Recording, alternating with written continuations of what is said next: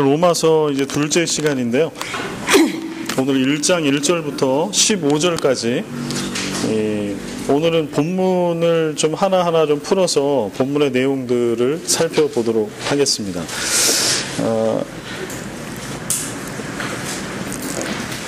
이제 누누이 제가 이제 드리는 말씀인데, 로마서가 됐든 아니면 갈라디아서가 됐든 이거를 우리가 잘못 우리가 이렇게 성경을 배우는 이유는 이 말씀의 뜻이 무엇인지 아는 게 1번이겠죠. 그래서 기록된 말씀이 어떤 뜻인가에 대한 이해와 습득, 또 확신. 근데 이제 여기서 끝나면 이건 이제 신학교 강의실이 돼요. 그래서 여기서 끝나면 안 되고, 그 다음에 우리가 가야 할 곳은 이 한 줄의 말씀을, 그 뜻을 우리가 알았다라고 하면 이 말씀을 우리의 일상에서 어떻게 그 말씀대로 구체적으로 우리가 살 건가. 그래서 이게 우리의 언어, 우리의 삶의 모습으로까지 나와야 된다라고 하는 것이죠. 그리고 성경에 기록된, 특별히 이제 바울 서신을 이제 앞으로 계속할 텐데요. 바울 서신은 하나같이 바울 서신의 13권의 공통적인 구조는요, 앞에는 이론과 신학적인 것, 이론적인 것, 뒤에는 실천적인 것, 삶의 적용, 13권이 다 그런 구조를 띠고 있습니다. 로마서도 마찬가지입니다. 로마서도 뒷부분에 로마서 12장부터인가요? 뒤에 가면서 마지막 장은 우리가 어떻게 앞에 아주 치열하게 하나님의 의의가 뭔지, 복음이 뭔지 막 설명을 해요. 그리고 나서 뒤에는 그래서 그 하나님의 의, 그 복음을 우리가 붙들고 구체적으로 어떻게 살 거냐라고 하는 거를 얘기합니다. 그래서 우리도 이제 그렇게 접근을 해야 합니다. 그래서 오늘 로마서를 한 절 한 절 보다 보면 어떤 거는 뭐 좀 너무 추상적이고 신학적인 것 같고 이해가 안 되는 것도 있는데, 제가 풀어나갈 방향은 뭔가 하면 그거를 그래서 신학적으로 어떻게 정의를 하고 그치는 게 아니라, 그거를 그러면 우리는 어떻게 우리 삶의 언어로 정의를 하고 어떻게 살 건가, 그렇게 갈 겁니다. 근데 이걸 너무 또 이렇게 해버리면은 뜻이 좀 훼손될 수도 있고요. 너무 또 뜻 위주로 가면 딱딱해지고 어떤 철학적, 신학적 사유에서 그칠 수가 있어요. 그래서 그 중간을 잘 찾아가야 되는데, 저는 여튼 가급적이면 삶의 자리에서 어떻게 살아갈 건가 쪽으로 그렇게 쉽게 좀 풀어가는 쪽으로 가도록 하겠습니다. 그래서 여러분들께서 듣다가 목사님 이거 뭔 말인지 모르겠습니다, 어렵습니다, 이걸 풀어주는 게 아니라 풀어주시는 게 더 어렵습니다, 그러면 얘기를 하십시오. 왜냐하면 이제 저도 신학을 하고 목회를 한 지가 오래됐잖아요. 물론 이제 제가 애초부터 신학을 한 건 아니지만, 그래서 여러분들하고 삶의 언어나 생각하는 게 크게 다르지는 않을 겁니다. 근데 저도 이제 99년도부터 신학을 하고 지금까지 목회를 하다 보니까 저도 모르게 제 안에 신학적인 사유, 철학적인 사유를 하는 틀이 생겼어요 벌써. 그래서 저는 제 딴에는 이거는 삶의 언어로 푼다, 쉽게 한다라고 하는데, 듣는 입장에서는 아닐 수 있어요. 제가 이제 집에서 제 아내하고도 이제 그런 얘기를 하다 보면 전혀 다른 얘기를 하는, 이해가 다르더라고요. 그래서 여러분들께서도 그냥 듣고 가만히 있지 마시고 그런 거는 얘기를 하십시오. 근데 여러분이 여태까지 아셨던 거하고 전혀 다른 얘기를 한다, 그것도 얘기를 해 주십시오. 제가 실수할 수도 있고, 그 다음에 지난주에 막 이만큼 싸드린 자료 보여드렸죠. 그건 여러분들 겁주기 위해서가 아니라 제 참고 자료 드리고 여러분이 보면 유익한 건데, 그게 이제 약간씩 다른 차원에서 입장에서 쓸 수 있어요. 그런 것들이 제가 소화가 안 된 상태에서 여기 나왔거나, 아니면 여러분들이 보시는 게 그런 걸 수 있어요. 그럴 때는 가차없이 이거는 제가 이렇게 알고 있는데 이 설명이 이렇게 되는 거가 좀 헷갈린다, 얘기를 해주시면 제가 아는 거는 그때 설명을 하고, 좀 헷갈리는 거는 제가 자료를 찾아보고 여러분들에게 설명을 해드리도록 이렇게 하겠습니다. 예, 그럼 1장 1절부터 한번 가볼까요? 우리 1장 1절을 나눠드린 그 강의안을 보고서 같이 한번 읽겠습니다. 예수 그리스도의 종 바울은 사도로 부르심을 받아 하나님의 복음을 위하여 택정함을 입었으니. 네, 1절부터 7절까지가 바울의 인사말이에요. 그래서 지난주에 이제 한번 말씀을 드렸죠.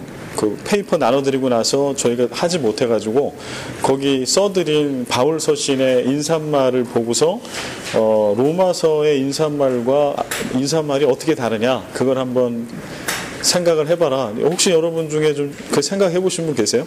한번 찾아보니까 어떻던가요? 어떤 게 좀 차이점으로 보여지던가요? 예, 그렇게 답을 안 하실 줄 알고 예, 부담 갖지 마시고 그 바울 서신 13권이 있는데요. 그 중에 인사말을 쓰는 게 있는데 그 로마서를 제외한 다른 서신서에서 인사말을 가장 길게 쓴 게 갈라디아서예요. 갈라디아서에 인사말을 쓰고 자기 소개하는 게 딱 4절입니다. 4절.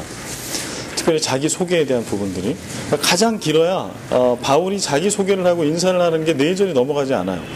그런데 로마서는요 1장 1절부터 7절까지를 인사로 봐야 돼요. 그 다음에 6절까지가 자기 소개로 봐야 합니다. 그러니까 바울 서신 중에서 자기 소개를 가장 장황하고 길게 쓰고 있는 게 로마서라고 하는 거죠. 근데 그럴 수밖에 없는 이유는 이것도 지난주에 서두에 말씀드렸죠. 왜 그럴까요? 왜 바울이 자기 소개를 포함한 인사를 이렇게 바울 서신 13권 중에 가장 길게 쓸 수밖에 없을까요? 왜냐하면 로마 교회는 바울이 직접 개척하고 세운 교회가 아니기 때문에. 그래서 이미 이 교회가 건실하게 세워져 있었던 거예요. 그게 이제 다 교인들 사이에 여러 나라에도 소문이 날 정도로 로마 교회 하면 예루살렘 교회, 안디옥 교회와 더불어서 이름이 나 있는 그러한 건강한 교회, 성장하는 교회, 살아있는 교회로 이미 그렇게 정평이 나 있었다라고 하는 거죠. 그래서 그런 교회에 자신이 방문한 적이 없는 교인들에게 이 편지를 쓰고 있기 때문에 자신에 대한 설명을 길게 쓰지 않을 수 없었다.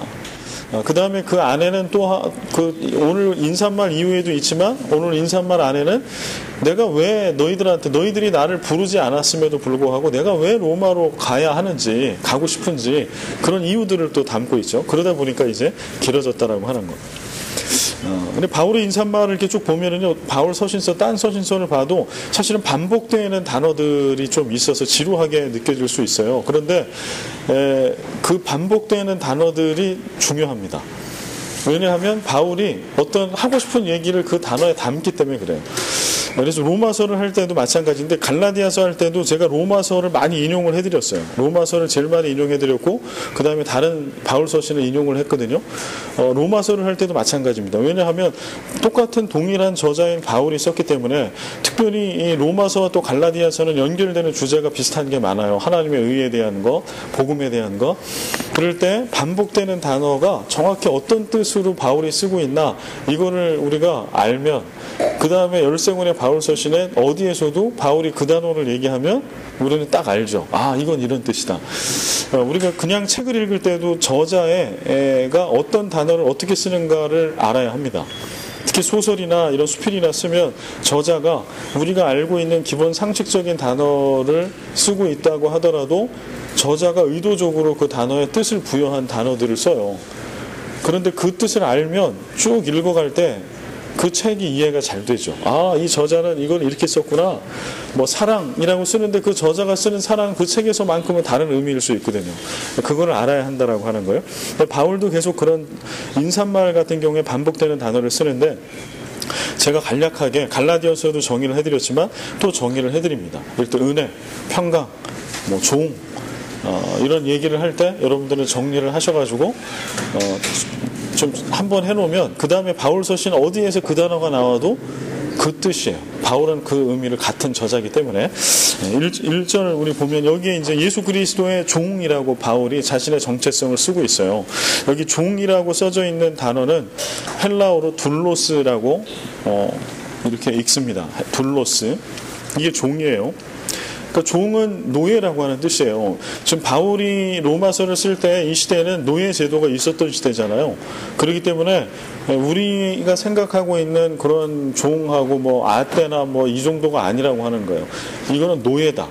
자신의 권리가 전혀 없었던, 물건처럼 주인이 사고 팔 수 있는 권리, 심지어는 생명을 걷어갈 수 있는 권리도 주인에게 있었던 노예, 이게 바로 종이라고 하는 거예요. 그래서 바울은 자신의 정체성을 얘기할 때 이 단어를 즐겨 씁니다. 나는 둘로스입니다. 나는 예수 그리스도의 둘로스입니다. 그러면 이제 이 둘로스라고 하는 종, 노예라고 하는 단어의 반대말은 뭘까요? 또 다윗이 또 즐겨 쓰는 단어는 퀴리오스라고 하는 단어예요. 이거는 주라고 하는 단어입니다. 이거는 바울 서신뿐만 아니라 신약 성경에 주님 할 때 그 주인님, 이게 퀴리오스거든요. 그러니까 바울이 자신을 둘로스라고 얘기할 때는 그 뒤에 그런 단어가 나오지 않아도 어떤 의미를 쓰고 있는 거예요. 내가 둘로스니까 예수 그리스도께서는 나의 퀴리오스이십니다. 나의 주님이십니다. 라고 하는 뜻을 가지고 있는 것이죠. 사실은 지금 1절에 쓰고 있는 거는 꼭 바울 얘기나 내지는 로마 교회에 있는 그리스도인들에게만 해당되는 얘기는 아니죠. 지금 이것을 바울이 쓰고 있고 로마 교회 그리스도인들이 보고 있습니다. 그럴 때 나는 예수 그리스도의 종입니다. 그러면은 로마 교회 교인들이 어떻게 느낄까요? 우리도 바울뿐만 아니라 나도 예수 그리스도의 종입니다. 이렇게 느낄 거라는 거예요. 그런데 이게 바울과 로마 교회만 그러겠냐는 거예요. 그러지 않는다라고 하는 거죠. 이 땅에는 모든 그리스도인들에게 예수 그리스도는 우리의 퀴리오스이시고 우리는 그 주님의 둘로스라고 하는 거예요. 그리고 이건 이렇게 볼 수 있어요. 이따가 쉬는 시간 끝나고 제가 영상이라고 그래야 되나? 하여튼 그 PPT 자막이 나오고 소리 음성으로 이렇게 나와 있는 걸 한 2분짜리 좀 보여드릴 텐데요.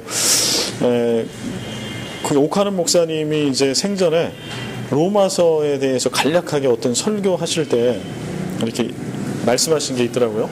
그래서 인터넷에 많이 떠돌아다니는데 이제 거기 보면은 나와 있는 이제 내용인데요. 바울이 로마서를 쓴 목적이 여러 가지가 기록되어 있어요. 그 중에 첫 번째는 로마로 본인이 가고 싶어서, 그래서 로마 교회에 나를 스페인으로 로마를 갈 텐데 나를 스페인 선교사로 나를 좀 보내달라, 이런 청탁의 편지가 사실적인 어떤 로마서를 기록한 동기가 될 수 있죠.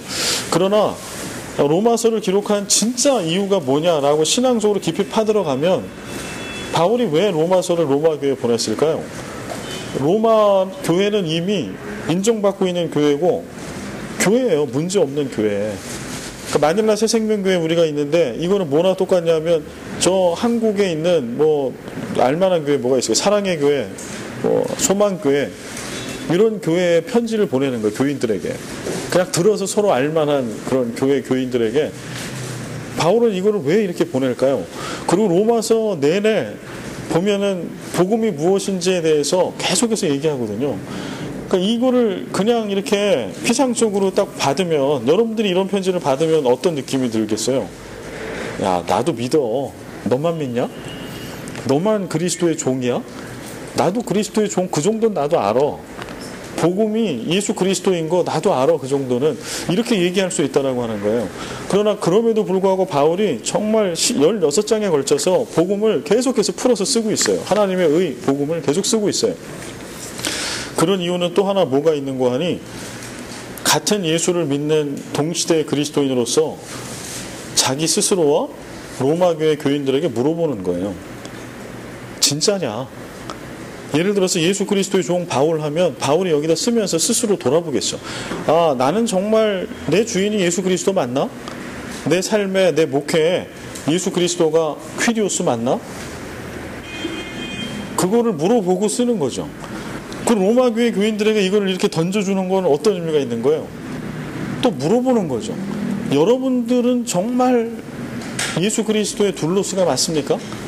여러분들은 여러분의 시간 24시간과 여러분의 물질과 여러분의 커리어와 여러분이 갖고 있는 소유와 여러분의 소망과 인생의 계획과 이런 모든 것들이 있을 텐데, 이거에 대해서 주인이 예수 그리스도라고 그렇게 믿고 사냐는 거예요. 그렇게 실제로 믿습니까? 그래서 그렇게 사십니까? 여러분의 신앙에는 그게 드러납니까? 나도 한번 나를 돌아봅니다. 여러분도 한번 돌아보십시오. 여러분 진짜 여러분들이 예수 그리스도의 둘로스 맞습니까? 예수님이 다른 어떤 사람이 아니라 어떤 돈도 아니고 우리 남편도 아니고 자녀들도 아니고 다른 어떤 것도 아닌 주 예수 그리스도가 여러분의 퀴리오스가 맞습니까? 이거를 물어보는 거죠. 이거는 이것뿐만 아니라 앞으로 나오는 계속 그 복음에 대해서 설명하고 있는 거에 다 해당이 되는 거예요. 여러분 진짜 그렇게 믿습니까? 복음은 이런 거거든요. 내가 알고 믿고 있는 복음은 이런 건데, 여러분 진짜 여러분도 그렇게 믿고 있습니까? 복음을 이렇게 알고 있습니까? 계속 확인하는 거예요. 그런데 그렇게 확인을 할 때 우리도 로마서를 읽으면 어떤 거는 새로운 게 있잖아요. 어떤 거는 새롭지는 않지만 도전이 되는 게 있죠. 로마 교회 교인들도 그랬을 거라는 거예요. 동일하게. 우리가 로마서를 받고 읽을 때 느꼈던 것처럼 어떤 거는 내가 이것도 몰랐나? 이런 게 있을 수 있고요. 어떤 거는 늘 들었던 건데, 늘 우리 목사님에게 내가 들었던 거고 배웠던 건데 이 뜻이 정말 이랬나? 이게 새롭게 뜻을 생각하게 되는 거. 그 다음에 또 하나는 그래, 그 뜻이 이건지는 나도 알고 있었는데 실제로 그렇게 살지 못했지. 내가 그렇게 내 삶으로 살지 못했고 내 인격이 그렇게 바뀌지 못했지. 이거를 말씀 앞에, 복음 앞에 다시 한번 돌이키는 거죠. 그러면서 정말 이름만 이렇게 유명한 교회가 아니라, 알려진 교회가 아니라 정말 하나님 앞에 능력 있는, 부활의 능력, 그 생명을 갖고 있는 그런 교회로 로마 교회가 서기를 바울은 원했던 거죠. 동일하게 오늘도 이 말씀을 받을 때 우리는 그렇게 받아야 합니다. 그래서 그리스도의 종이라고 하는 표현은 바울이 늘 그렇게 썼지만 다시 한번 이것을 우리에게 물어봐야 합니다. 정말 여러분의 시간의 주인은 예수 그리스도가 맞으십니까? 여러분 그렇게 쓰십니까? 퀴리오스는 둘로스의 생명을 소유한 자예요. 그래서 마음대로 부릴 수 있어요. 복음서에도 나오잖아요. 밖에 나가서 막 수고하고 돌아왔는데 그랬다고 그래서 그 종이 집에 들어와서 발 뻗고 자겠냐고 쉬겠냐고, 그렇지 않아요. 다시 주인을 위해서 일해야 돼요. 그게 종이라고 하는 거죠. 그렇다라고 하면 우리는 정말 주 예수 그리스도의 둘로스의 삶을 살고 있는, 교회 안에서, 세상에서, 가정에서 돌아볼 필요가 있는 말씀이죠. 그런데 이 그리스도의 종이라고 할 때 이 종이라고 하는 이 단어는요, 사실은 바울이 먼저 썼던 게 아니라 구약에 계속해서 나오는 단어입니다. 구약에서 어떻게 쓰냐 하면 이 믿음의 사람들, 선지자, 예언자, 이런 하나님이 쓰시는 사람들이 자신을 하나님 앞에 내가 누구다라고 이렇게 고백을 할 때 이들이 썼던 단어가 바로 종이에요. 종. 그래서 모세도 하나님의 종이고 노예고 둘로스였다 라고 그렇게 씁니다. 여호수아도 그렇게 써요. 나는 하나님의 종이라고 하는 얘기를 써요. 저 선지자들, 구약에 나와 있는 17권의 예언서, 선지서를 쓴 그 예언자, 선지자들도 동일하게 나는 바로 하나님의 종입니다, 그런 표현을 씁니다. 이 종은 노예라고 하는 뜻인데, 그래서 바울도 이 단어를 쓸 때 사실은 그 뒤에 이제 나는 하나님이 세우신 사도라고 하는 얘기를 하잖아요. 그 같은 맥락에 있는 거예요. 구약에 스스로를 종이라고 했던 수많은 예언자, 선지자들이 있는데 그들이 종이었던 것처럼 오늘 나도 오늘 종입니다. 하나님의 종입니다. 이렇게 얘기하고 있는 것이죠.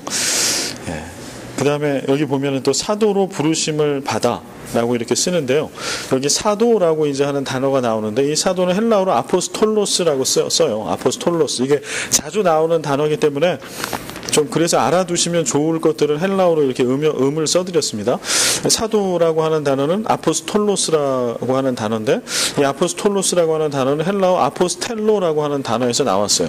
아포스텔로는 어떨 때 쓰냐 하면 보내다, 파송하다, 특별히 아무나 보내는 게 아니라 사신을 보내다, 이럴 때 쓰는 단어예요. 아포스텔로. 그러니까 사도라고 하는 뜻 아포스톨로스는 어떤 뜻일까요? 보냄을 받은 사람. 무엇으로? 사신으로. 하나님의 사신, 하나님의 사자, 이거를 우리 현대어로는 대사라고 하죠. 대사가 그런 사람이잖아요. 그래서 뭐 그런 책도 있잖아요. 어떤 장로님이 쓰신 거, 하나님의 대사, 뭐 이런 책도 있잖아요. 여기서 사도라고 하는 거는 그런 뜻이 있어요. 하나님의 대사다. 하나님이 하나님을 대신해서 하나님의 모든 왕권, 이 권한을 그에게 주어서 어떤 그 부르심의 사명을 감당하게끔 보낸 사람. 이게 바로 사도죠. 보냄을 받은 대사. 그런데 이게 또 구약하고 연결돼요. 보냄을 받았다, 부르심, 불러주셨다 라고 하는 단어는 사실 구약에 먼저 나옵니다. 구약에 나와 있는 모든 하나님이 쓰시는 그런 선지자들은요, 하나님이 불러주신 게 선행된 사람들이에요. 오늘도 제가 새벽기도 때 한번 요나서 1장 1절 말씀 가지고 오늘 새벽기도 때 설교할 때 인용했던 말씀인데요. 요나서 1장 1절에 보면 하나님의 말씀이 요나에게 임하니라 이렇게 시작하거든요. 하나님이 먼저 요나를 찾아가시는 거거든요. 말씀으로. 근데 구약에서 쭉 얘기하고 있는 선지자들, 하나님의 하나님의 대사들은 반드시 하나님이 불러주신 부르심이 선행돼 있어요. 하나님이 불러주셨다고 하는 거. 그래서 이거를 이렇게 구약의 전통과 구약의 말씀을 알고 있는 자가 요거를 들으면 뭐 종이라고 하는 단어나 부르심이라고 하는 단어를 딱 들으면 구약을 연상하게 돼 있어요. 하나님이 아브라함을 불러주신 것처럼, 모세를 불러주신 것처럼, 이사야와 예레미야 선지자를 불러주신 것처럼 하나님께서 바울을 불러주셨다.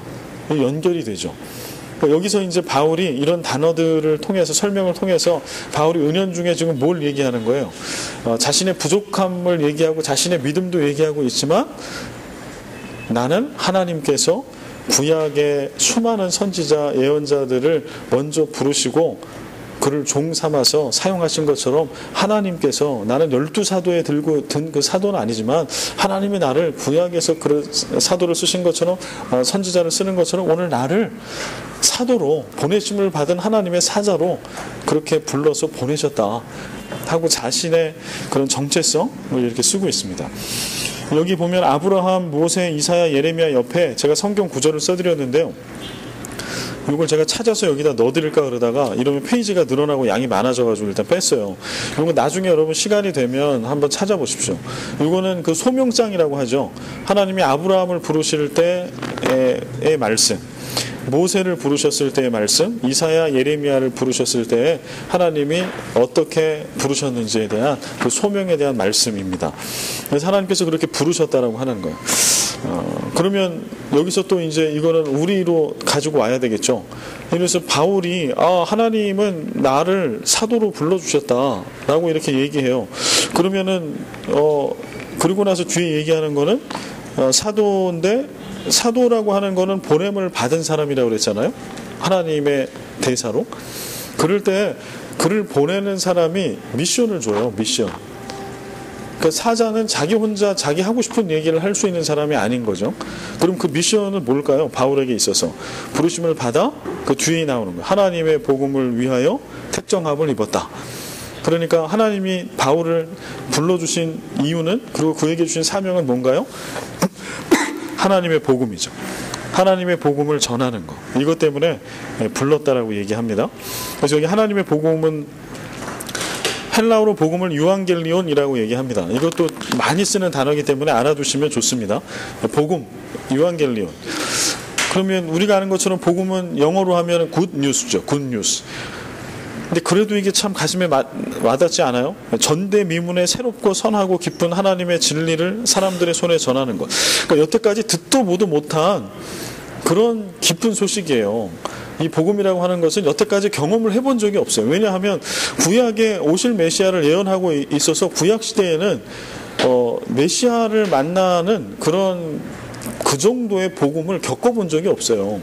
그 다음에 지금 이제 그 로마서를 쓰고 있는 이때에도 예수 그리스도 복음 되시고 메시아 되신 예수 그리스도를 만나기 이전까지 사람들이 좋은 소식을 들었겠지. 그렇지만 그거는 그 정도는 기쁘고 좋은 소식이라고 얘기할 수가 없어요. 그거는 유앙겔리온이 아닌 거예요.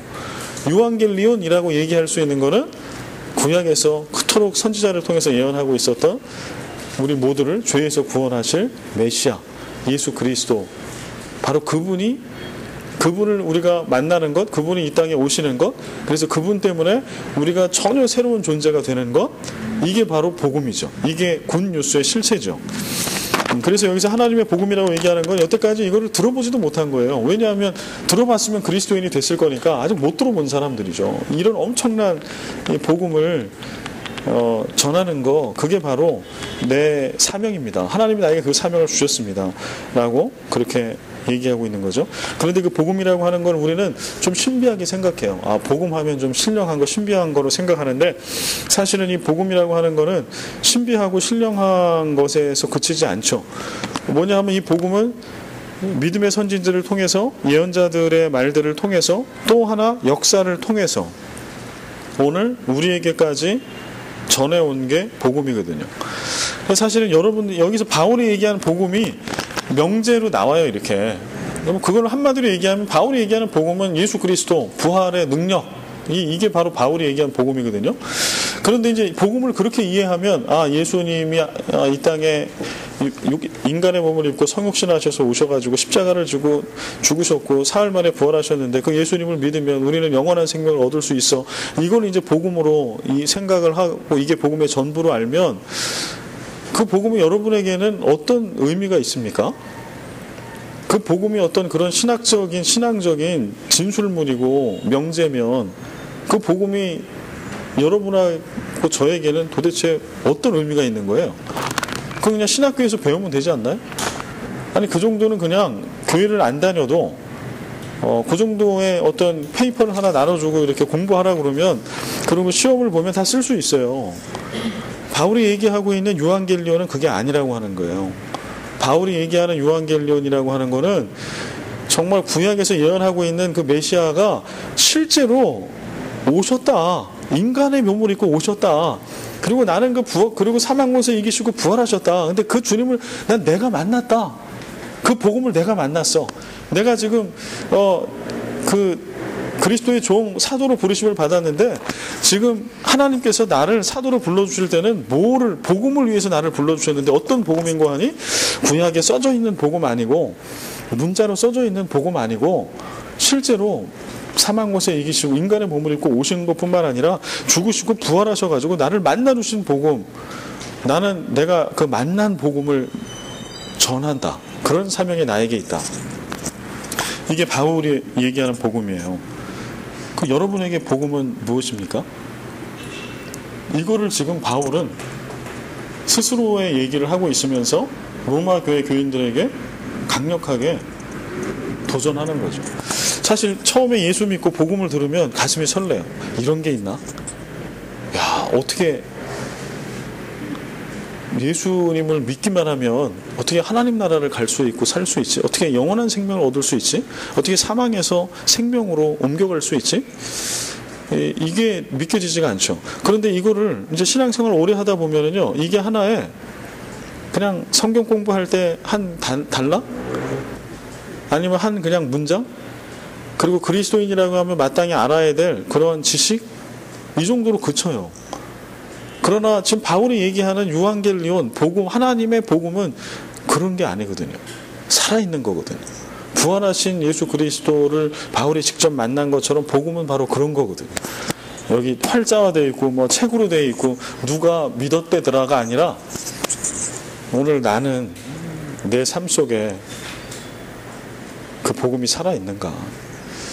여러분에게 예수 그리스도는 살아계신 예수 그리스도 맞습니까? 여러분이 믿고 있는 그 복음은 살아있는 거 맞아요? 그 복음이 살아있다라고 하면 그 복음은 역사를 하겠죠. 그래서 죽음을 생명으로 바꾸겠죠. 죽음을 이기는 힘을 주겠죠. 절망을 딛고 일어서서 희망을 바라보게 하겠죠. 어둠 가운데서도 어둠의 그 터널 이후에 있을 빛을 보겠죠. 제가 지난주 설교에 말씀드렸던 니글의 이파리처럼, 내가 오늘 그린 거는 이파리 하나밖에 없을지라도 부활하신 예수 그리스도 그 유한겔리온을 믿고 있고 받고 있는 사람은 이파리 너머에 나무를 바라보고 나무 너머에 숲을 바라볼 수 있는 거예요. 주님이 그것을 이루고 있다고. 그래서 절망 가운데서도 오늘 절망에 그치지 않고, 교회가 다 무너지고 우리 교회 가운데, 우리 가정 가운데, 내지는 내가 사랑하는 누가, 내가 볼 때는 절망이에요. 희망이 없어요. 그래도 하나님의 유한겔리온을 믿고 갖고 있는 사람은 그 가운데 희망을 볼 수 있는 거죠. 그래서 복음을 가지고 살아내는 거죠. 지금 그거를 얘기하고 있는 거예요. 하나님의 복음. 그래서 여러분 스스로에게도 물어보십시오.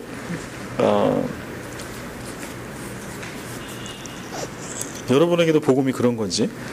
근데 물론 바울을 사도로 하나님이 그렇게 부르셨지만 오늘 복음을 위해서 택함을 받은 사람은 바울 한 사람뿐인가요?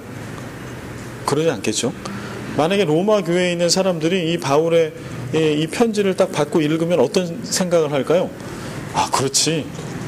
바울뿐만 아니라 하나님이 나에게도 복음을 주셨지. 나에게도 그 하나님의 복음을 위한 사명을 나에게도 주셨지. 그리고 돌아보지 않을까? 내가 그 사명을 나는 받고 있나? 그래서 나는 어떻게 살고 있지? 그 사명대로? 하나님의 대사라고 바울이 스스로를 얘기하는데, 그러면 나도 종이고 나를 보내신 분이 있고 미션이 있다라고 하면 나는 정말 그렇게 살고 있나? 내 삶의 요즘의 목적은 뭐지? 나는 24시간에 가장 많은 시간을 뭘 위해서, 누구 위해서 쓰고 있지? 이걸 돌아보겠죠. 바울은 좀 강력하게 도전하는 거예요. 난 너희들에 대한 소문을, 로마 교회에 대한 소문을 너무나 많이 듣고 있는데 정말 너희들이 그렇게 하나님의 복음을 위해서, 하나님의 복음이 너희들의 유일한 인생의 미션 맞냐? 너희들은 그 하나님의 유앙겔리온이 살아있냐? 너희 가운데는? 그리고 그것을 위해서 너희는 어떻게 살고 있냐? 너희 교회는 그 하나님의 복음을 위해서 존재하냐? 여러분이 생각하실 때는 어떠십니까? 여러분 개인에게, 우리 교회도 돌아봐야 되잖아. 이건 로마 교회에 보내는 편지이면서 오늘 새생명, 마닐라 새생명교회에게 보내는 편지 아닐까요?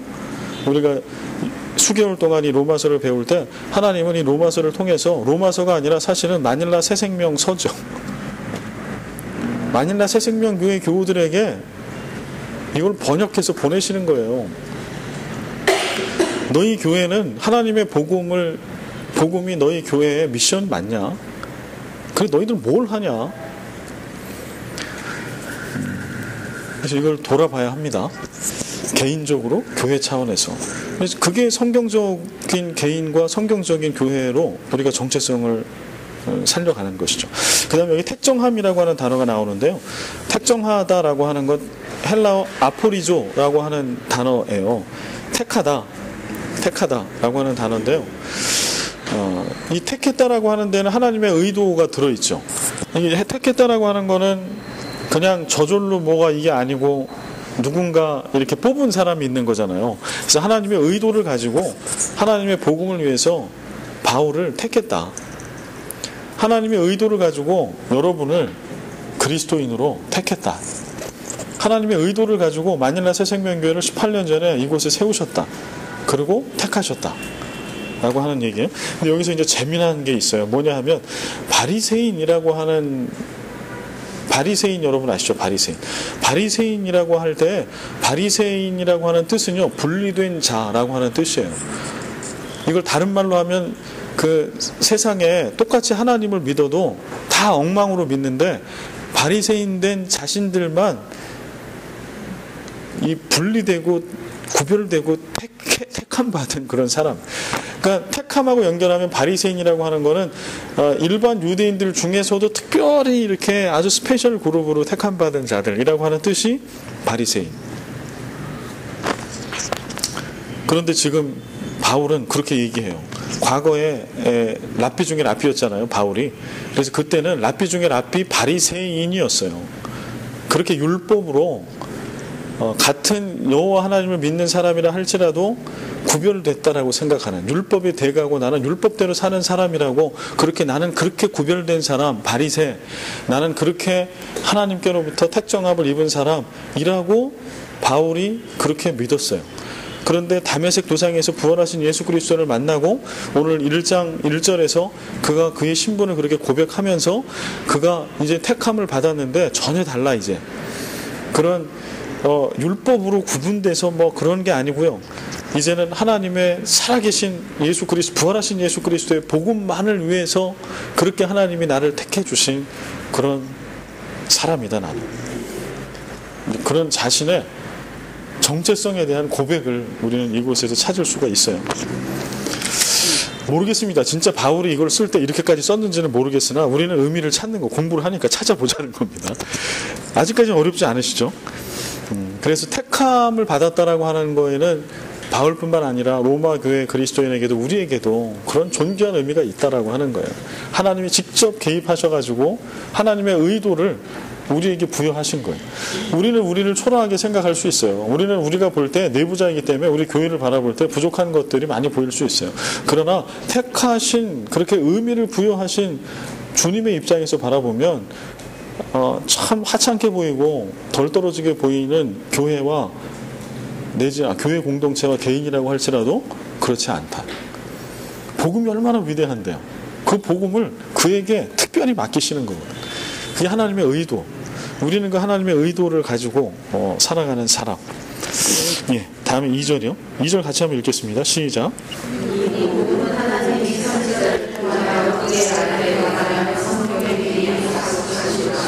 예. 이거는 박윤선 목사님이 그 주석에다 그렇게 쓰셨더라고. 복음은 예수로 증거된 하나님의 신실함이다. 그래서 이분 참 아주 정제되고 절제된 글을 쓰셨길래 너무 좋아서 여기다 썼어요. 복음은 예수로 증거된 하나님의 신실함이다. 2절에 보면 이 복음이 뭔가를 지금 얘기하고 있죠. 바울이 받았다라고 하는 하나님의 복음이 뭐냐를 설명합니다. 이 복음은 하나님이 선지자들을 통하여 그의 아들에 관하여 성경에 미리 약속하신 것이다.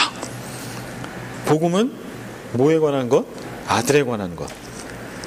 구약에서부터, 구약에 있는 선지자들을 통해서 주신 말씀, 성경에 나와 있는 아들에 관한 이야기, 바로 이게 복음이다.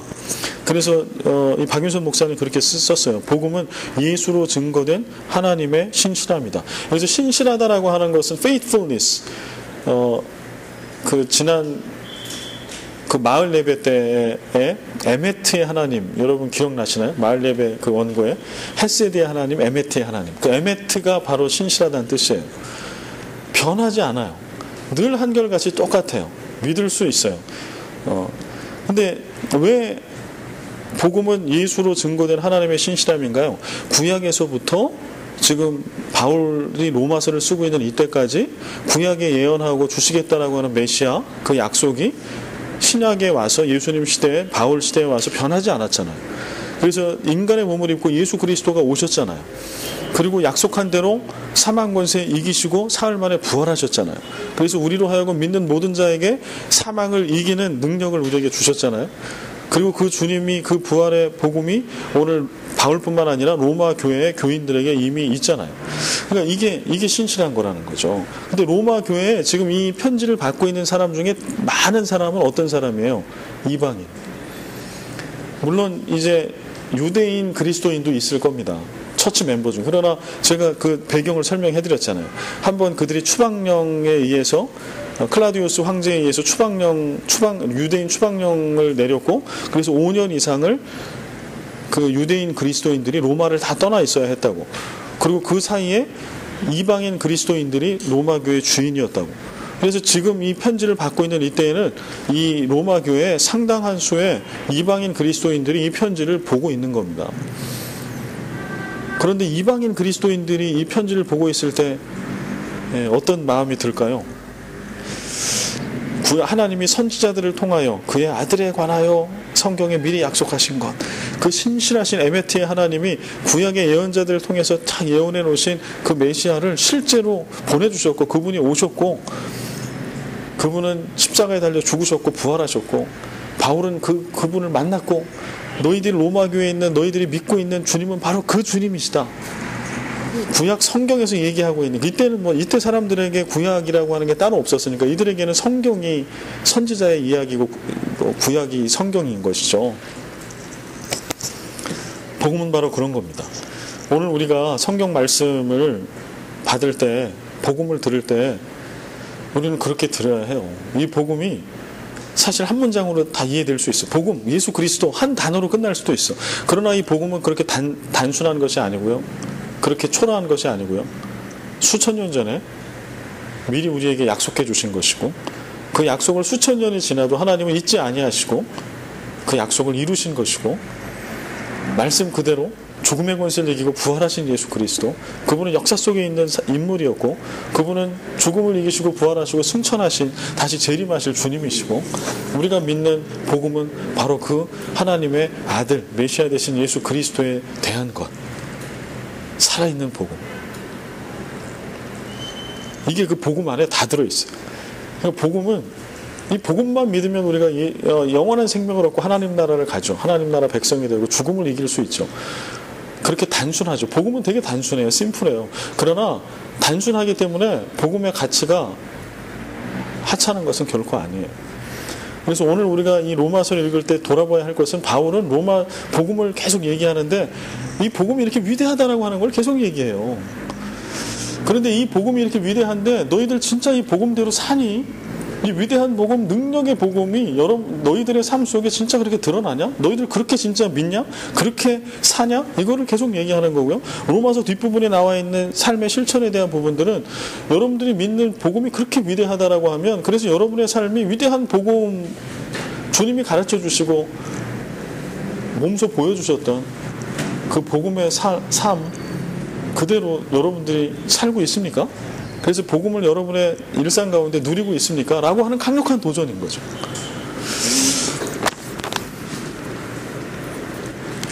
우리의 진심에 대한 보상이 아니라 하나님께 주도권이 있는 하나님의 약속과 방법이다. 이게 우리가 교회에서 가르치고 배운 것 중에 좀 많은 오해, 저도 이제 그런 걸 늘 갖고 있어요. 뭐냐 하면, 우리가 자꾸 뭐를 해야 되는 것들, 우리가 잘 믿게 되면 우리는 뭔가 많은 것들을 주를 위해서 해야 된다라고 이렇게 직접 배우거나 간접적으로 그렇게 배워요. 그래서 복음도 복음과 연결돼서 우리가 뭔가를 해야 될 것처럼 생각해. 그러니까 우리 머리로는 구원받기 위해서 우리가 할 수 있는 것은 아무것도 없다라는 걸 알아요. 그런데 실제로 머리로는 아는데 우리가 실제로 믿고 살 때 진짜 그런가?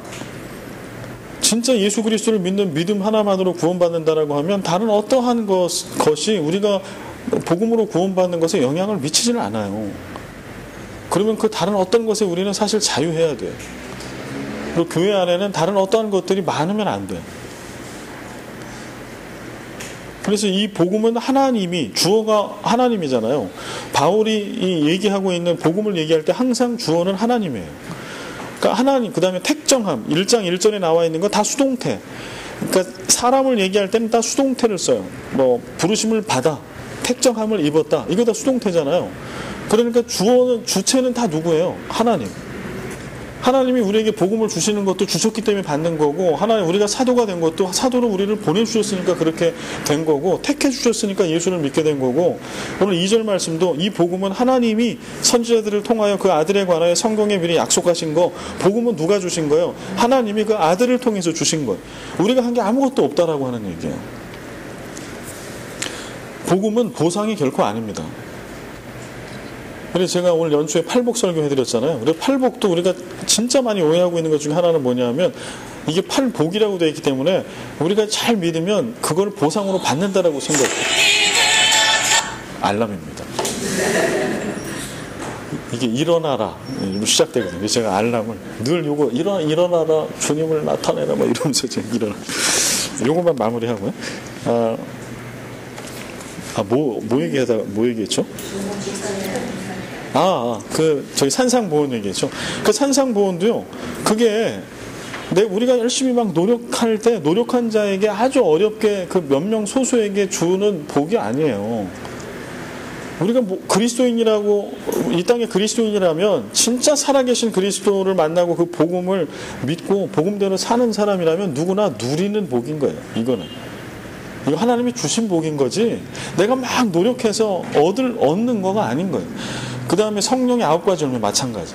9가지 열매는 성품이에요. 이걸 내가 막 노력한다고 그래가지고 얻는 게 아니에요. 여러분, 우리가 노력한다고 사랑의 사람이 될 수 있어요? 진짜 그렇게 되나요? 노력해서 온유의 사람이 될 수 있나요? 근데 저는 왜 아직도 온유한 사람이 안 됐을까요? 뭐 이런 거죠. 우리가 노력해서 되는 거라고 그러면 그게 다 되는 거죠. 근데 그게 우리에게 은혜인 것은 노력을 하지 않아도 하나님께서 우리에게 믿기만 하면 주시는 거라는 거예요. 이게 복음의 핵심이에요. 바울이 좀 그걸 얘기하는 거예요. 그런데 자꾸 이게 교회가 기성화가 되고 조직화가 되고 우리가 예수를 믿게 되고 교회의 어떤 조직 안으로 들어오게 되면은요, 자꾸 뭐가 이제 생겨요. 이거 해야 돼, 저거 해야 돼. 근데 이제 사실은 처음에는 선한 의도죠. 우리가 구원받은 자로 마땅히 그렇게 해야 되지 않을까? 그렇게 믿어야 되지 않을까? 뭐 그렇게 가야 하지 않을까? 바쳐야 되지 않을까? 선하게 시작되는 거예요. 그런데 이게 나중에는 복음을 왜곡시켜요. 그래서 갈라디아 교회도 그래서 그 복음이 왜곡됐어요. 그래서 그들이 택한 건 뭐였냐면 율법을 행하는 거예요. 할례를 받는 거 내지는 어떤 절기들을 지키는 걸 통해서 하나님 앞에 거룩한 자로 나아가려고 했어요. 복을 받으려고 했던 거예요. 그래서 교회가 완전히 생명력을 잃어버렸어요. 그래서 갈라디아서를 쓰지 않을 수 없었어요. 로마서를 쓸 때 로마 교회가 그런 처참한 상황이라고 하는 증거는 없어요. 그러나 오늘날 우리를 바라볼 때도 로마 교회는 소문난 교회지만 소문난 교회라고 해서 그 그리스도인들이나 교회가 다 살아있다라고 얘기할 수 없어요. 그렇다라고 하면 오늘 우리도 돌아봐야 하는 것이죠. 우리의 믿음도 훼손되어 있을 수 있어요. 복음은 다 수동태예요. 하나님이 주어예요. 그래서 믿음을 통해서 다른 어떤 것이 아니라 믿기만 하면, 근데 그 믿음도 성령을 통해서 우리에게 주시는 선물이죠. 그렇게 주시는 거, 주어지는 거예요. 우리가 하는 거는 누리는 거예요. 누리기만 하면 성품이 나와. 누리기만 하고 복음대로 살기만 하면 그냥 성경에서 얘기하는 팔복을 우리는 누릴 수가 있고 살아낼 수가 있어요. 복음의 능력이 우리 가운데 막 이렇게 나온다라고 하는. 네, 여기까지 하고 쉬었다. 예. 하여튼 여러분들이 조금 전에 들으신 오카는 목사님이 이렇게 짧게 하신 거를 좀 요약해 놓은 건데요. 제가 본 것, 들은 것 중에서 어떤 로마서에 대해서 가장 명확하게 이렇게 로마서의 목적에 대해서 좀 설명하신 말씀이 아닌가 이렇게 생각이 됩니다. 저도 이거를 좀 다시 듣고 이번에 마음을 좀 다시 좀 붙들고 강의를 준비하고 이제 나오고 있는데요. 제가 그 카톡방에 주소를 링크 해드릴 테니까 여러분들도 수시로 들으십시오. 게을러지려고 할 때마다. 이거 이제 사랑의 교회 그 심호하실 때 하셨던 설교 같습니다. 주일날. 근데 그 사랑의 교회가 참 좋은 교회잖아요. 근데 결과적으로 지금 이제 많은 또 어려움을 또 겪고 있고. 그래서 오늘 우리가 매일매일 한 번 해서 되는 건 아니고 우리가 매일매일 복음 앞에 다시 서고 우리가 믿고 있는 이 복음이 얼마나 귀한지, 그리고 우리가 붙들고 있는 복음은 흔들림이 없는 확고한 복음 안에 우리가 서 있는지 자꾸 좀 확인을 할 필요가 있을 것 같습니다. 그렇게 갈 때 교회는 건강해지고 또 부흥하겠죠. 네, 이어서 그 2절까지 했죠. 3절 말씀 좀 이제 간략하게 또 넘어갈 것들은 넘어가면서 15절까지는 오늘 해야 되는데 16, 17절이 다음 주에 또 양이 많아서 3절 그의 아들에 관하여 말하면 육신으로는 다윗의 혈통에서 나셨고 성결의 영으로는 죽은 자들 가운데서 부활하사 능력으로 하나님의 아들로 선포되셨으니 곧 우리 주 예수 그리스도시니라. 복음에 대한 구체적인 내용을 이제 설명을 계속 하고 있죠. 그래서 그 복음은 결국 아들에 관한 말씀이고 이게 2절이고요. 3절은 그 아들은 하면서 이제 아들에 대한 말씀에 대한 구체적인 내용을 설명하고 있습니다. 육신으로는 다윗의 혈통에서 나셨고, 육신으로는 이거는 뭐 육체적인 것을 얘기하는 거죠. 다윗의 혈통에 나셨다. 이게 이제 그 몇 가지 의미가 있겠죠. 육신으로는 다윗의 혈통에서 나셨다라고 하는 것은 첫 번째는 육신으로는 이라고 얘기하고 있기 때문에 이것은 육체에 관한 것이에요. 그러면 인간의 몸을 입고 태어났다라고 하는 것을 얘기하는 겁니다. 그래서 인간 다윗 왕의 혈통에서 인간의 몸으로 그 후손으로 태어났다라고 하는 것을 얘기하고 있는 것이죠. 그 다음에 이제 우리가 또 다윗의 혈통을 얘기하자면 뭐 이제 구약의 메시아 예언에 대한 걸 얘기할 텐데 오늘 여기서 육신으로는 성결의 영으로는 이렇게 구분을 짓고 있는 것을 보면 육신으로는 다윗의 혈통에서 나셨고라고 하는 것은 인간의 혈통 가운데 다윗의 혈통 가운데 인간의 몸으로 태어나셨다라고 하는 완전한 인간으로서의 예수 그리스도를 이야기하고 있고요. 다음에 4절은 이제 성결의 영으로는 죽은 자들 가운데서 부활하사 능력으로 하나님의 아들로 선포되셨으니 곧 우리 주 예수 그리스도시니라. 여기 성결의 영으로는 이렇게 되어 있는데요. 이 성결의 영, 이게 참 애매하죠. 성결의 영, 이게 성령인가? 내지는 성결의 영이면, 거룩한 영이면 성령 아니면 또 뭐지? 그러면 앞에 육신으로는, 육체적으로는, 그래서 뭐 인간으로, 그러면 뒤는 영적으로, 이런 뜻인가?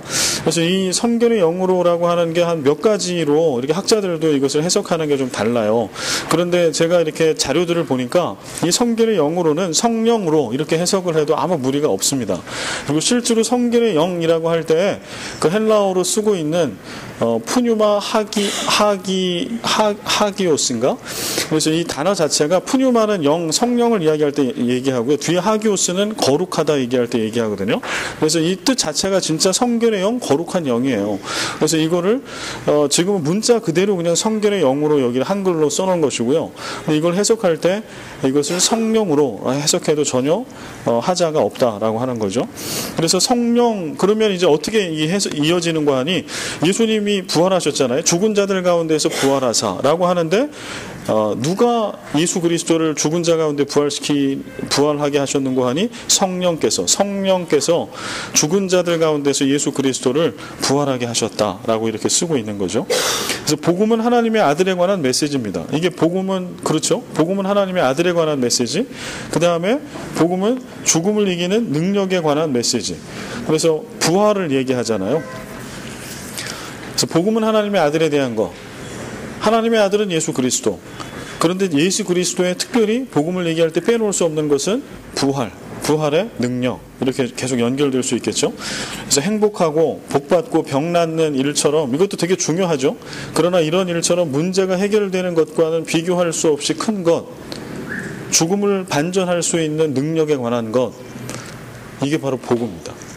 복음은 아들에 관한 것인데 아들에 관한 것 중에 부활의 능력에 관한 것이다. 그래서 우리가 예수 믿고 우리 초기에 이제 그 전도하고 이럴 때 이제 예수 믿으면 잘 된다. 이런 이야기들을 많이 전도할 때 했고, 그리고 실제로 예수 믿으면 잘 되죠. 그런데 이제 잘 되는 것이 다 이제 인간적인 세상적인 것들로 얘기가 됐고, 그 중에 하나는 예수 믿으면 다 병이 낫는다라고 하는 거. 그게 거짓말은 아니죠. 그러나 예수 믿는다고 다 낫던가요? 저는 안 그렇던데요. 제가 목회하는 동안에는 정말 간절히 기도하고 응답도 받았는데 돌아가신 분도 되게 많아요. 특히 말기 암 환자분 중에는 다 돌아가셨어요. 그러면 그 뭔가요? 근데 사실 우리가 놓치고 있는 게 있어요. 성경에서 얘기하고 있는 복음은 병 낫는 거, 방언하는 거, 또 순복음 초기에 우리 순복음 들어오면서 한참 얘기한 삼박자 구원 얘기하면서 영혼이 잘 되고 범사에 잘 되고 뭐 몸이 다 그런 거 있잖아요. 그런 것도 중요해요. 그런 복도 복이에요. 그러나 복음의 본질과는 떨어져 있어요. 복음의 본질은 죽음을 이기는 부활의 능력이에요. 이게 복음의 본질이에요. 그래서 다른 어떤 죽음조차도 삼켜버리는 그런 생명의 능력, 부활의 능력이 아들에 관한 소식 중에 복음의 핵심이라고 하면 그것 이외의 다른 것들은 사실은 변방에 있는 것들이라는 거예요. 근데 우리는 자꾸 이제 변방에 있는 것들에 대한 강조가 많아진 거죠. 예수 잘 믿으면 뭐 사업이 잘 되고 건강해지고 중요하죠. 그러나 그것은 복음의 핵심이 결코 아닌 거예요. 그래서 우리가 오늘 돌아볼 때 내 가운데 있는 복음이 정말 변질되어 있는가 아닌가를 복음의 핵심에 비추어서 우리는 볼 필요가 있어요. 그래서 4절 말씀에 나와 있는 예수 그리스도의 부활, 그 다음에 부활의 능력. 바로 복음은 바로 그 부활의 능력이라고 하는 것. 여기서 마지막에 주 예수 그리스도라고 쓰고 있는데 우리가 이 표현을 많이 쓰죠. 주 예수 그리스도. 그래서 이거 그냥 많이 쓰는 단어지만 이 안에 의미가 사실은 담겨져 있습니다. 여기서 주라고 하는 건 아까 처음에 설명해드렸죠. 주, 큐리오스 내진 퀴리오스, 주님. 그럼 이 주가 들어가면 뭐가 이 안에 들어가 있는 거예요? 나는 둘로스입니다 라고 하는 게 들어가 있다고 그랬죠. 그 다음에 예수. 근데 예수라고 하는 거는 이거 뭔가요? 예수는 인간의 이름이죠. 예수는 신의 이름이 아닙니다. 예수는 인간의 이름이고 당대에 예수라고 하는 이름은 많이 있었어요. 그래서 우리가 예수님 하고 끝나버리면 사실 뭔가 공허함이 있어요. 왜냐하면 예수라고 하는 이름을 갖고 있는 사람은 너무나 많이 있었으니까. 예수님 시대뿐만 아니라 다른 시대에도. 호세아도 예수입니다. 호세아. 구약의 호세아도 이게 예수거든요. 신약으로 보면. 여호수아 이것도 예수입니다. 그래서 예수는 많아요. 성경에도 있고 실제로도 있었고. 그래서 여기서 예수라고 하는 것은 뭘 강조하려고 예수를 얘기하는 걸까요?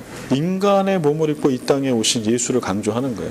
여러 평범한 예수 중에 한 명이라는 얘기는 아니고요. 예수님은 신으로만 오신 게 아니라 우리처럼 연약한 인간의 몸을 입고 성육신해서 오신 분이셨다. 그래서 우리가 겪는 모든 그 고통을 십자가에서 다 겪으셨다. 인생 가운데 배신과 모멸감과 고통과 고단함과 이 모든 것을 예수님은 다 겪으신 분이다.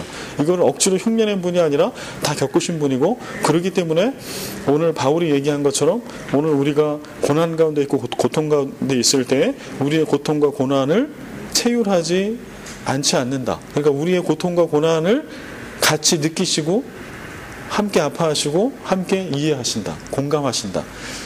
그게 바로 예수 안에 숨어있는 뜻이죠. 예수, 인간 예수 100%. 그래서 우리의 모든 인간적인 한계를 다 아시는 예수님. 그러나 그 예수는 인간에 머물러 있지 아니하셨고 그리스도이시다. 그리스도는 헬라어로 메시아, 히브리어로 메시아, 헬라어로는 그리스도, 기름 부음을 받은 자라고 하는 뜻입니다. 그래서 기름 부음을 받은 자라고 하는 뜻은 헬라어나 히브리어나 구약이나 신약이나 결국은 무슨 뜻인고 하니 구원자, 구세주라고 하는 뜻이죠. 그래서 그리스도 메시아는 메시아는 히브리어, 그리스도는 헬라어 똑같습니다. 기름 부음을 받은 자, 구원자. 그러니까 주 예수 그리스도 안에 너무나 많은 뜻이 들어있어요. 사실은 예수는 인간으로 오신 예수 그리스도, 인간 예수를 얘기하는 거고요. 그리스도는 신으로 오신 예수 그리스도를 얘기하세요. 사망 권세를 이기시고 사흘 만에 부활하신 예수 그리스도, 그 하나님의 아들 예수 그리스도, 구약에서 끊임없이 예언하셨던 신실하신 에메트의 하나님이 예언하셨던 바로 오실 메시아로서의 바로 그 그리스도가 바로 인간 예수로 오신, 그리고 우리 인생의 주인이 되신 바로 그분이시다. 이게 이 안에 담겨진 뜻입니다. 그래서 여러분이 이제 기도할 때나 이렇게 할 때 그냥 허투루 인용하지 마십시오. 여러분이 주를 붙이면 나는 종입니다. 나는 노예입니다. 내 인생에 내 주권은 없습니다라고 하는 고백입니다. 예수를 얘기할 때는 바로 인간, 완전히 100% 인간으로 오셔서 나의 연약함을 너무나 다 아시는, 그 고통을 다 짊어지셔서 오늘 내 고통과 연약함과 한계 가운데 공감하시고 그것을 겪으셨던 그 예수님. 그리스도 그러면 사망 권세 이기시고 부활하신 구세주, 메시아. 바로 이분이 우리가 알고 믿는 하나님의 아들, 바로 예수. 다음에 5절이요. 그로 말미암아 우리가 은혜와 사도의 직분을 받아 그의 이름을 위하여 모든 이방인 중에서 믿어 순종하게 하나니. 여기서 그로 말미암아라고 되어 있는데 여기서 그는 뭘까요?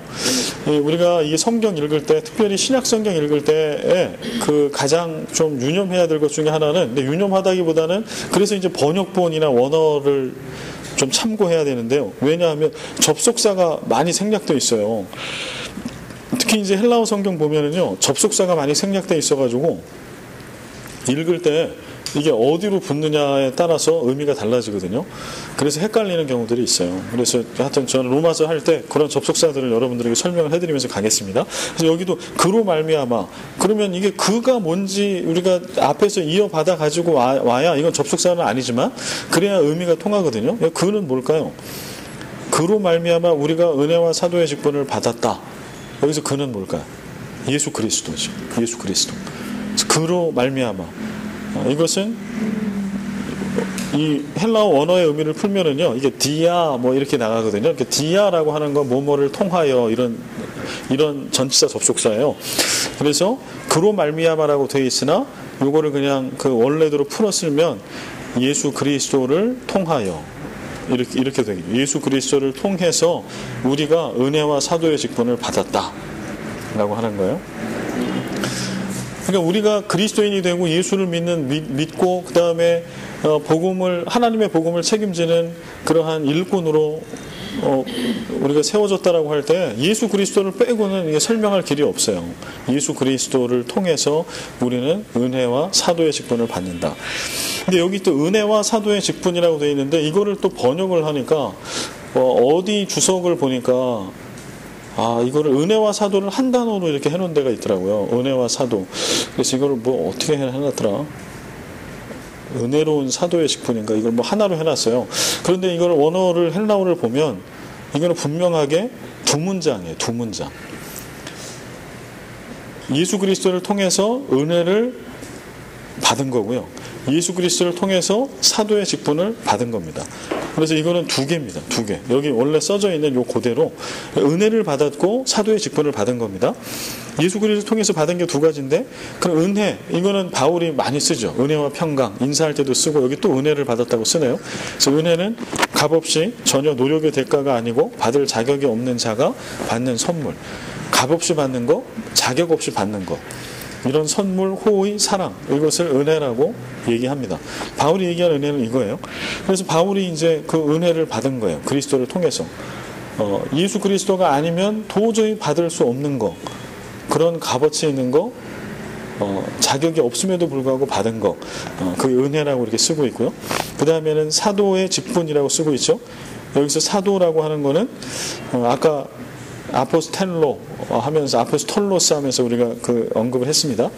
그래서 보냄을 받은 건데 누구를 위해서 보냄을 받은 것인고 하니 여기는 그 뒤에 있는 거와 연결하면 사도의 직분을 받아 그의 이름을 위하여 모든 이방인 중에서 믿어 순종하게 하나니.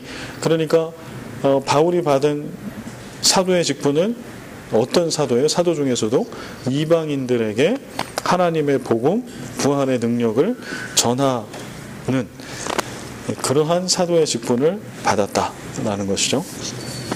그래서 여기 네모 박스를 쳐드렸는데, 이 네모 박스를 쳐드릴 때는 요거는 이제 우리가 좀 나눌 수 있는 나눌거리들을 좀 써드리는 건데요. 지금 바울은 나는 은혜를 받았습니다. 예수 그리스도를 통해서 나는 사도의 직분을 받았습니다. 이렇게 쓰잖아요. 여러분은 은혜 받으셨습니까? 여러분 은혜 받으셨어요? 은혜 받으셨잖아요. 왜 오리발을 내미시고 계십니까? 우리 다 은혜를 받았어요. 그러니까 은혜는 여기 설명해 드린 것처럼 값없이 우리가 보답할 길이 없는 거예요. 그게 은혜예요. 전제가 되는 거는. 그 다음에 자격 없이, 이게 은혜예요. 그래서 우리가 무슨 보답을 할 거리가 있으면 은혜가 될 수 없어요. 우리가 보답할 수 있는 정도 뭐가 되면 그걸 은혜의 축에 들 수가 없어요. 그 다음에 우리가 막 노력을 해가지고 어떤 신분과 어떤 자격을 얻을 수 있는 거, 그래서 받을 수 있는 거면 그건 은혜가 아닌 거예요. 그래서 은혜의 전제는 받을 능력도 안 돼, 갚을 능력도 없고 받을 자격도 없는 거예요. 그런데 선물로 받은 거예요. 호의로 받은 거, 하나님께 받은 거, 그게 은혜입니다. 그래서 은혜는 천 가지 만 가지죠. 다 개인마다 다 다른 은혜를 받습니다. 그래서 우리는 그 은혜를 받아야 살아요. 그래서 오늘 은혜를 자꾸 매일매일 받고 순간순간 받아야, 우리가 이걸 또 받은 걸 자각을 해야 힘을 얻어요, 그리스도인은. 근데 조금 전의 반응처럼 은혜는 하나님이 주셨고 나는 받았지만 모르세. 나 또 받은 게 없는 것 같은데? 이러면 이제 우리는 예수 믿는 신앙생활이 막 메마르죠. 그래서 은혜가 참 중요합니다. 그래서 바울 되게 했던 거. 바울이 끊임없이 그렇게 누가 하라고 하지 않아도 1, 2, 3차에 선교 여행을 하고, 누가 돈 주는 것도 아닌데 자비량으로 그렇게 텐트 만들면서 사역을 하고, 물론 이제 나중에 선교원금을 마게도니아 교회나 이렇게 고린도 교회도 하고 했지만 누가 시키지 않아도 그 평생 떵떵거리면서 존경받고 배불리 먹고 살 수 있는 로마의 시민권과 바리새인 가말리엘의 후계자의 그 명성과 직업을 다 내팽개치고 그가 평생 죽임을 당할 때까지 이방인의 사도로서 열정을 가질 수 있었던 것은 바로 은혜 때문에, 은혜. 하나님은 그 은혜를 주셨고 바울은 그 은혜를 자각했어요. 고백하는 거예요. 이게 은혜였습니다. 이게 은혜였습니다. 그래서 그 은혜를 기억할 때 바울은 어떻게 얘기를 해요? 은혜를 받은 순간에 바울의 믿음의 고백은 여태까지 내가 보물인 줄 알고 있었던 이 모든 것들이 은혜를 받고 나서 보니까 다 똥이나 오줌 같더라. 배설물 같더라. 은혜를 받으니까 가치관이 바뀌어요. 바라보는 관점이 바뀌죠. 이런 은혜 때문에 바울이 계속 사도의 직분을 감당했던 것이죠. 질문은 바로 그런 의미에서 써봤어요. 내가 받은 은혜는 뭔가.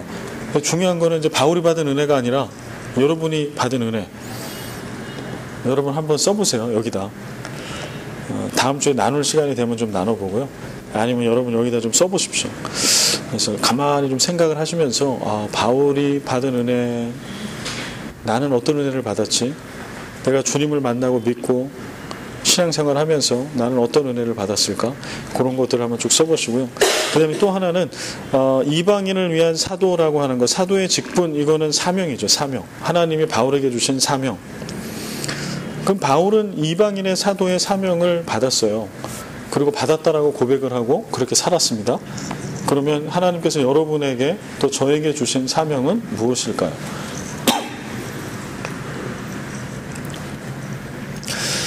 근데 이게 참 대한민국의 남자들에게는, 직장 생활을 하고 있는 남자들에게는 이게 오히려 어쩌면 쉬울 수 있어요. 왜냐하면 직업적인 사명과 소명으로 연결이 되니까 하나님이 날 이걸 위해서 부르셨다라고. 그런데 이게 대한민국의 자매들한테는 이게 참 찾기가 어려울 수 있어요. 아니면 다 똑같아. 남편 뒷바라지, 자녀 교육. 물론 그것도 너무 귀한 사명일 수 있습니다. 그거 너무 귀한 사명이죠. 제가 청년 때 그 소그룹 리더를 할 때, 제가 청년 때 그때가 20대 한 중반 됐을 때 그 제 소그룹에 있던 누나인데 40살 누나가 있었어요. 지금 그때는 진짜 뭐 안 보였죠. 할머니 같은 느낌이 나는, 나라는 전혀 딴 세상에 사는. 네. 40살밖에 되지 않았는데. 근데 지금 제가 그 나이보다 더 많이 먹고, 제 아내도 이제 더 많이 먹고, 더 인생 선배님들한테는 외람되지만. 근데 그때 20대 중반에, 생각해보면 청년부에 40대 누나가 있는 거예요. 그때 무슨 텍스타일 하는 전문직에 있던 누나 2명이, 하나는 40, 하나는 43인가 이랬는데요. 누나 한 분은 무슨 공무원이었어요. 3급인가 4급인가 행정직에 행시 패스해가지고 공무원이었고, 한 분은 무슨 무슨 아티스트 하는 누나였었는데, 근데 이제 그때 기도 제목을 나누다가 그 둘 중에 한 누나가 그런 얘기를 했어요. 이제 결혼을 앞두고 있었는데 그 누나가 하는 얘기가 무슨 소명과 사명 얘기를 했는데, 그 누나는 사귀는 그 사람이 안 믿는 사람이었어요. 그래서 왜 안 믿는 사람하고 결혼하려고 하냐 그랬더니 이분이 하는 얘기가 지금도 기억이 나는 게, 나는 이 안 믿는 내 남편 될 사람을 예수 믿게 하는 게 하나님이 내게 주신 사명이라고 나는 확신한다. 더 이상 할 얘기가 없더라고. 그거 힘들다. 그래도 하나님 주신 거 맞냐? 맞대. 그래서 그 이후에 결혼했는지는 저는 그 교회를 떠나서 이제 목회자로 알 수 없으나, 그것도 귀합니다. 안 믿는 남편을, 내지는 믿으나 신앙이 형편없는 남편을 잘 이렇게 서게 하는 거, 그 다음에 내 자녀를 잘 믿음 가운데 양육하고 키우는 거, 이거 너무 귀하죠. 그것도 귀합니다. 그러나 이제 또 한번 돌아볼 거는, 결혼하기 이전부터 내가 예수를 믿을 때, 그때 하나님이 여러분들에게 주셨던, 계속해서 지속적으로 주셨던 사명이 혹시 있지는 않은지, 그 다음에 결혼하고 나서, 남편과 결혼을 하고 나서 결혼한 부부로서 하나님께서 여러분들에게 맡겨주신 혹시 사명이 있지는 않은지, 이거를 좀 돌아보라는 거죠. 그러고 나서 좀 확실히 좀 하시면 좋겠습니다. 하나님 내게 주신 사명은 뭘까? 하나일 수도 있고 여러 개일 수도 있어요.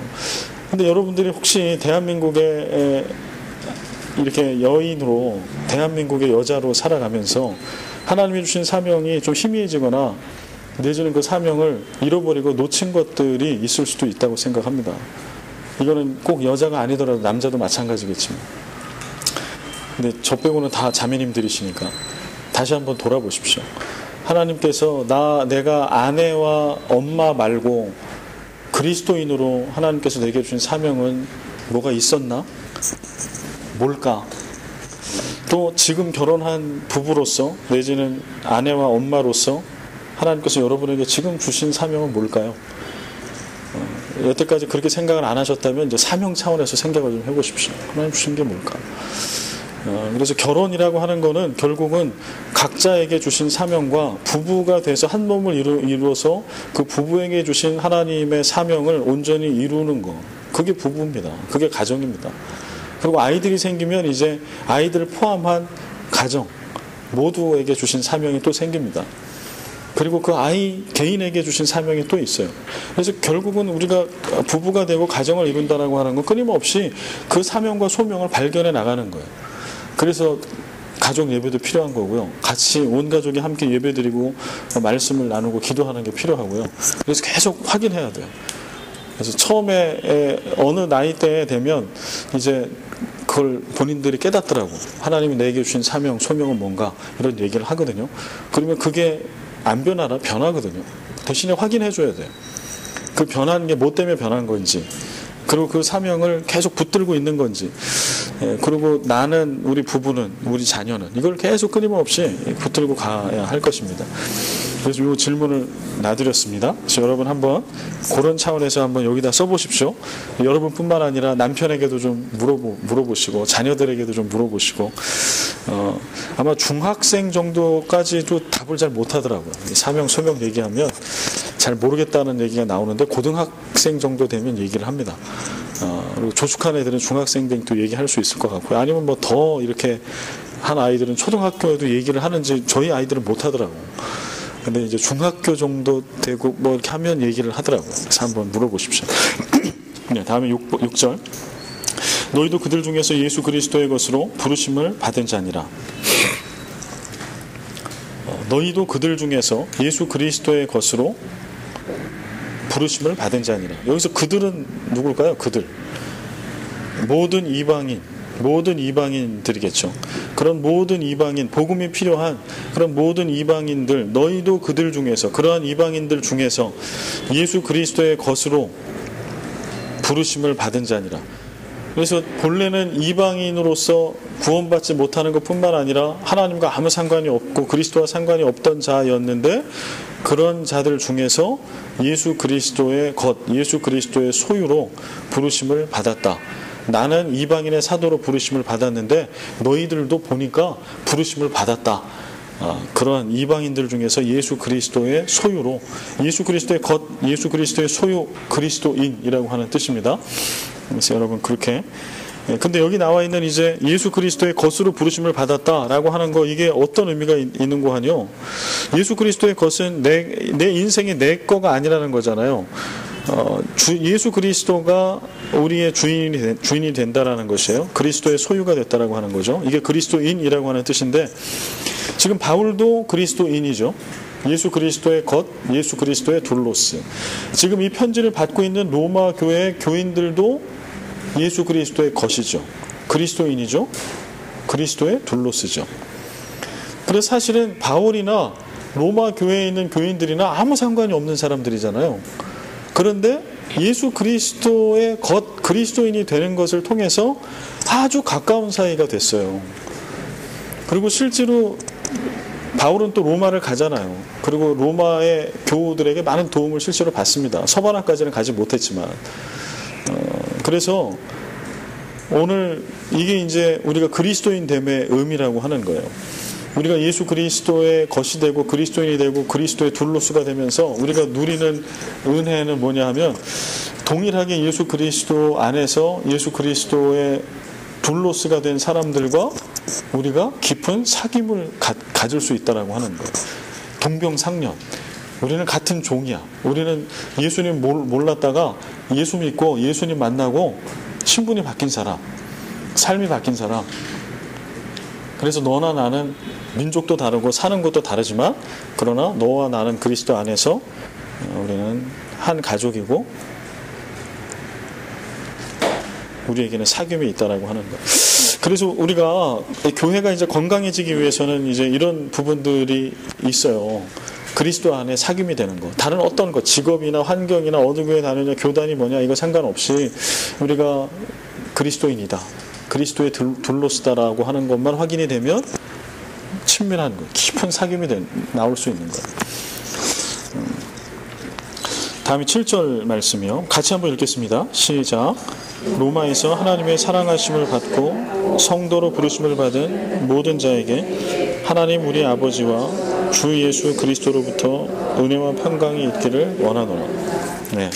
로마에서 하나님의 사랑하심을 받고 성도로 부르심을 받은 모든 자에게 하나님 우리 아버지와 주 예수 그리스도로부터 은혜와 평강이 있기를 원한다. 여기 이제 성도가 나와요. 성도로 부르심을 받았다. 성도는요, 헬라어로 하기오이스라고 얘기합니다. 하기오이스. 이거는 하기오스라고 하는 거룩한이라고 하는 단어에서 나왔어요. 하기오이스는. 근데 여러분, 성도 하면은 어떤 사람을 성도라고 하나요? 성도. 네? 교회 다니는 사람. 그렇죠. 교회 다니는 사람이죠. 근데 교회 다니는 사람을 성도라고 우리가 부르죠. 근데 교회 다니는 사람이라고 할 때 어떤 기대감이 있어요? 우리 가운데는. 성도, 교회 다니는 사람이라고 하면 예수 믿는 사람. 우리 가운데 어떤 기준이 있어요? 한 점의 더러움도 없이 깨끗하고 흠이 없는 사람. 이런 기준이 있어요. 우리 가운데. 그리고 실제로 성자는 거룩할 성이잖아요. 그렇기 때문에 성도 그러면 그런 의식과 선입견이 우리 가운데 탁 들어와요. 그런데 이게 헬라어 원어로 보면은요, 이게 그렇지 않아요. 성도라고 하는 하기오이스는 그 자체가, 그 사람 자체가, 하기오이스라고 불리는 자체가 그 사람이 깨끗하거나 흠이 없다라고 하는 뜻이 아니에요. 그 자체가 흠이 없고 더러움이 없다라고 하는 뜻을 갖고 있는 단어는 호시오스예요. 호시오스. 하기오이스가 성도고 호시오스는 성도가 아니에요. 그러면 이게 어떻게 달라지느냐? 하기오이스는 완전히 깨끗한 자도 아니고 흠이 없는 자도 아니지만 하나님께서 어떠한 목적을 위해서 세상으로부터 택하여 쓰는 사람. 그게 하기오이스. 그게 성도예요. 그러니까 이거 다시 얘기하면 여기 거룩이라고 하는 단어가 들어가죠. 하기오스라고 하는 게 우리말로 번역하면 거룩이거든요. 성도 하면 거룩한 물이라고 하는 뜻이잖아요. 그래서 거룩이라고 하는 것은 그 자체가 흠이 없고 완전하다라고 하는 뜻이 아니라고 하는 거예요. 거룩은 구별됐다라고 하는 뜻만 가지고 있어요. 그러니까 때때로 우리가 그리스도인 하면 우리 스스로 막 그런 기준을 가져요. 이 사람은 흠도 없고 죄도 없고 술도 먹으면 안 되고 이것도 하면 안 되고 저것도 하면 안 되고 이런 기준을 갖습니다. 그러나 본래 성경에 나와 있는 성도라고 하는 의미에는 그런 의미가 없어요. 그러면 예수 믿는 사람 마음대로 살아도 됩니까? 그 얘기는 아니에요. 그 바울이 여기서 이제 그 이후에 얘기하는 거 보면 술 취하지 말라, 방탕하지 말라, 뭐 늘 단정하게 살아라 이런 얘기를 또 하거든요. 그래서 성도로서 마땅히 살아야 할 모습은 있어요. 그러나 우리가 성도라고 얘기할 때 그 안에 흠 없고 부족함이 없고 완전하고 완벽한 것이 그 안에 들어있는 게 아니라고 하는 거예요. 그래서 우리가 서로를 성도로 바라볼 때도 우리 가운데 어디까지 보면 돼요? 그렇게 보면 돼요. 부족하구나. 흠이 있겠지, 나처럼. 그리고 결격 사유도 있겠지. 그러나 하나님께서 그를 사용하시기 위해서 구별하신 것. 그걸 인정해줘야 돼요. 그게 성도기 때문에. 그래서 우리는 동일한 성도로서 그 안에 사귐이 있는 거예요. 여전히 나도 죄인이야. 그런데 그게 아니고 우리 신앙생활 하다 보면 이제 어떻게 돼요? 자꾸 정죄하게 되잖아요. 아, 저분은 권사인데, 장로인데, 목사인데, 저 교회 다니지 몇 년 됐고, 저기는 누구의 아들이고 딸인데, 우리는 그렇게 성도됨을 그렇게 사용해요. 이거는 아니에요. 이거는 본래의 의미가 바뀐 거, 왜곡된 겁니다. 그래서 복음 안으로 들어가면 성도는 흠이 있을 수 있어요. 불완전할 수 있고 결격 사유가 많이 있을 수도 있어요. 그러나 그거와 상관없이 하나님께서 쓰시기 위해서 그를 구별하신 것 뿐이죠. 그래서 그 의미를 우리가 좀 분명히 할 필요가 있다라고 하는 거. 로마에서 하나님의 사랑하심을 받고 성도로 부르심을 받은 모든 자. 그러니까 우리는 성도로 부르심을 받은 거에 감사하고 감격해야 돼요. 근데 어떤 면에 감사하고 감격해야 돼요? 내가 예수 믿어서 거룩해졌다. 나는 이제 흠이 없다. 이거에 감격하면 큰일 납니다. 왜냐하면 여전히 우리는 흠이 있잖아요. 이거에 감격할 게 아니라 여전히 흠도 있고 부족함도 있고 그렇지만 은혜 받고 다시 돌아가서 죄 짓고 우리는 늘 이런 자들이지만 그럼에도 불구하고 하나님이 내가 무엇이 간데 나를 믿고 오늘 나에게 그 귀한 하나님의 복음을 맡겨주시는가, 이거에 감격해야 돼요. 감격의 포인트가 좀 달라야 한다는 거. 그리고 그런 관점에서 바라봐야 한다. 그래서 여러분 남편들이 예수를 믿는데 여러분이 볼 때 잘 못 믿어. 그래도 탓하지 마십시오. 하나님이 그를 택하신 게 귀한 거예요. 나를 하나님이 택하신 게 귀한 것처럼 내가 볼 때 내 자녀들이나 교회 안에 누가 부족해 보여. 그래도 부족한 게 우선이 아니라 하나님이 부족함에도 불구하고 그를 택해 주신 게 귀한 거예요. 그 다음에 우리의 기도는 택함 받은 자로서 그가 좀 채워갈 수 있도록, 예수 그리스도를 닮아갈 수 있도록, 이거죠. 여기도 이제 그래서 은혜가 나옵니다. 은혜와 평강이 있기를 원한다. 은혜는 왜 은혜인 거예요? 여전히 우리는 자격 없고 흠 있고 때도 많고 흠도 많은데 하나님이 그런 나를 택해 주신 거잖아요. 나를 사용해 주시는 거잖아요. 그건 은혜죠. 그래서 그게 은혜가 돼야 평강, 평화는 부족한 것이 전혀 없는 완전하고 완벽한 상태를 얘기하는데 그게 은혜가 돼야 우리는 일상 속에서 평화를 누릴 수 있어요. 평화가 부족한 것이 전혀 없는 완전하고 완벽한 상태인데 여러분 우리가 평화를 누릴 수 있을까요? 은혜 없이는 절대 못 누립니다. 왜냐하면 인간은 부족한 게 있을 수밖에 없어요. 돈이 아무리 많아도 배고파. 다른 어떤 것이 채워지면 또 다른 것이 채워져야 돼. 화장실이 2개 있고 3개 있는 곳에 가면 그 다음에 4개 있는 곳, 5개 있는 곳으로 가고 싶은 게 사람 마음이죠. 차를 예를 들어서 어떤 뭐 좋은 차를 샀어. 그러면 반드시 그거보다 그 다음엔 더 좋은 차를 타야 직성이 풀리는 게 인간이죠. 그러면 인간에게 평화는 없어요. 사실은 이론적으로는. 그런데 예수 믿는 자들에게는 은혜와 평강이 있거든요. 평강이 있어요. 누려야 돼. 이 평강을. 근데 우리가 못 누려. 왜 못 누려요? 은혜를 누리지 못하기 때문에, 받지 못하기 때문에. 하나님 우리 은혜를 주세요. 그런데 우리가 은혜를 깨닫지 못하는 게 태반이에요. 그리고 은혜를 사모하지 않아. 그래서 은혜로부터 멀어져 있을 때가 많아요. 말씀과 기도의 삶을 소홀히 여겨. 그래서 하나님과 하나님의 접점이 내게 없어. 그러니까 하나님이 나에게 주시는 은혜를 내가 받을 길이 없어. 내지는 은혜를 주셨어도 깨달을 길이 없어. 그러면 은혜로부터 단절돼? 그러면 반드시 연결되는 거는 우리 가운데 평화가 깨져요. 부족한 거 투성이가 돼요. 그래서 은혜를 상실한 교회는 분쟁이 있을 수밖에 없어요. 왜냐하면 부족한 것만 보여. 내가 부족한 거, 상대방이 부족한 거. 그러다 보니까 분란만 일어나. 그래서 이게 악순환. 그러나 선순환이 일어나는 곳에는 은혜를 자각해요. 은혜를 받아요. 내 스스로가 자격 없는 자라고 하는 것을 깨달아요. 그래서 그전에는 부족했던 것인데, 그래서 불평하고 불만족스러웠던 것인데 이제는 은혜를 받은 눈으로 바라보니까 바뀌어. 이게 부족한 게 아니라 내게 족하다. 하나님께서 바울에게 주신 응답처럼 하나님이 내게 주신 은혜가 내게 족하다. 부족함이 아니라 이제 족한 은혜가 돼요. 그래서 은혜와 평강은 그렇게 우리에게 주어진다라고 하는 것이요. 여기까지 마치겠습니다.